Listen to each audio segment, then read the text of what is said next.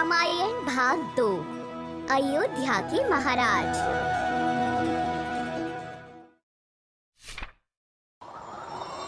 ब्रह्मा की भविष्यवाणी के अनुसार वाल्मीकि ने राम की कहानी की रचना शुरू की। ये कहानी एक सुंदर कविता के रूप में थी और इसमें हर भाव के रंग थे। जैसे ही उन्होंने ये भव्य काम पूरा किया, वाल्मीकि ने सोचा, कोई इतना कुशल है जो इस अद्भुत कहानी को पूरी दुनिया में सुना सके।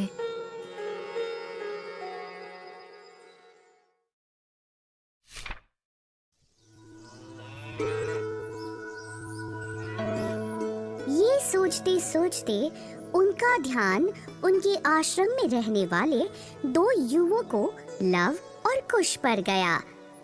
वे समझदार थे और कविता को सुंदरता से सुनाने की क्षमता रखते थे। वे सीता के पुत्र थे।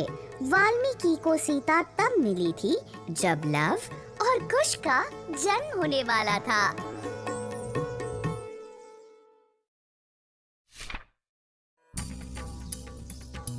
वाल्मीकि ने उन्हें रामायण पढ़ाना शुरू किया। लव और कुश को इस महाकाव्य का एक एक शब्द याद हो गया। उन्होंने रामायण को उत्साह से सुनाना शुरू कर दिया। बड़ी संख्या में लोग उन्हें सुनने के लिए एकत्र होने लगे। वे लोकप्रिय हो गए।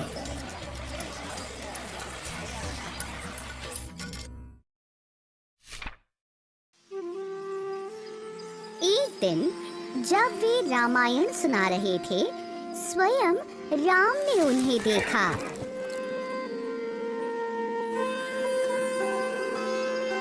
राम उनसे बहुत प्रभावित हुए। उन्होंने दोनों युवकों को अपने महल में आमंत्रित किया।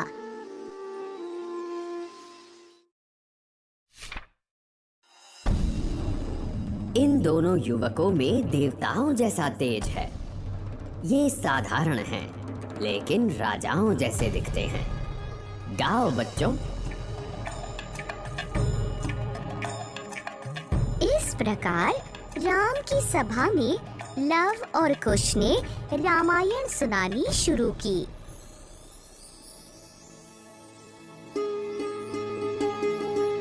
अयोध्या के शासक दशरथ न्यायप्रिय और बहादुर माने जाते थे। अपने महल की खिड़की से उन्होंने सरयू नदी के तट पर स्थित अपनी सुंदर राजधानी कोसल को देखा। उनका राज्य समृद्ध था और उनकी प्रजा संतुष्ट थी।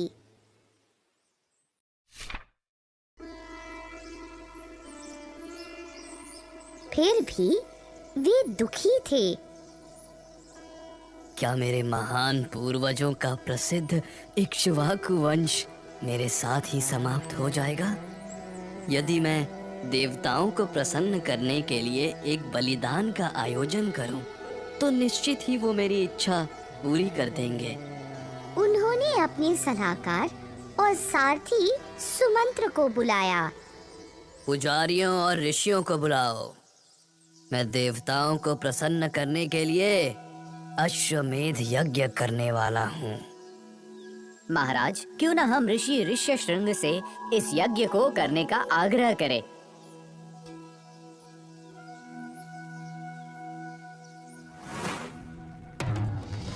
बहुत समय पहले की बात है, जब अंगराज्य अकाल से जूझ रहा था, तब उन्होंने ही देवताओं को प्रसन्न कर राज्य में वर्षा करवाई थी।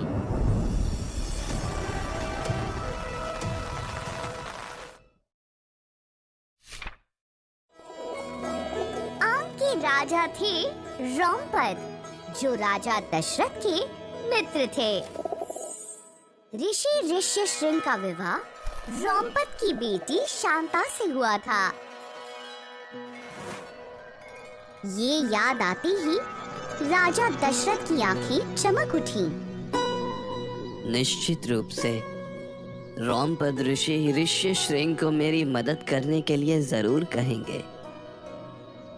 मैं तुरंत अंग के लिए प्रस्थान करूंगा।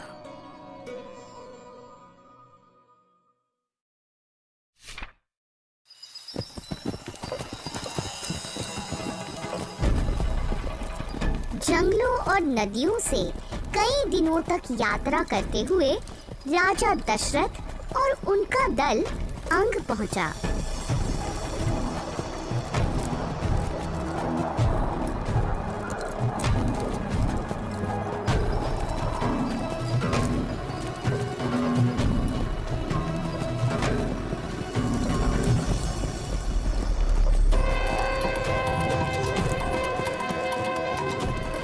राजा रोमपद ने उनका बड़ी स्नेह से स्वागत किया।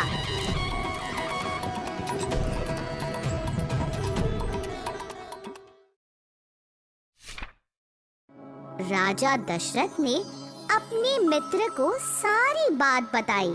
मेरा मन अशांत है। मेरे बाद शासन करने के लिए मेरा कोई पुत्र नहीं है। मैं शास्त्रानुसार अश्वमेध यज्ञ करना चाहता हूँ। कृपया करके अपनी पुत्री शांता और ऋषि ऋष्यशृंग को मेरे साथ अयोध्या आने की अनुमति दे। हाँ बिल्कुल। रोमपद ने तुरंत अनुमति दे दी। दशरथ प्रसन्न हुए और उनका हृदय आशा से भर गया।